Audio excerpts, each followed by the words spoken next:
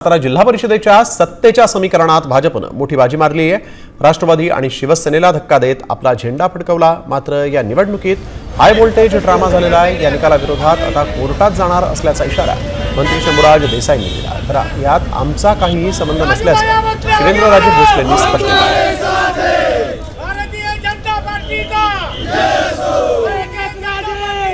जे बापूसाहेब शिंदे इथं माझ्याबरोबर उभे आहेत त्यांचं आमच्यातल्याच 2 सदस्यांनी अपहरण केलं अशी खोटी तक्रार पाठी दाखल केली। आता ज्यांच्या विरुद्ध तक्रार दाखल केली त्यांनी पोलीस स्टेशनला त्यांचा अर्ज दिला। 5 वर्षाचा अर्ज दिला त्यांना की माझं कोणी अपहरण केलं नाही, काही नाही, मी इथेच आहे। आणि एवढं करून पण मला बघायचं कळलं की म्हणजे मला पळवून माझा खून करण्याचा वगैरे प्रयत्न असा आरोप केलाय। याची सुरुवात भारतीय जनता पक्षाने केलेली आहे। याचा शेवट आम्ही तिघ जण मिळून करू जिल्ह्यात। पोलिसांचं जे काही काम असेल पोलिसांनी करावं, त्यांनी केलं।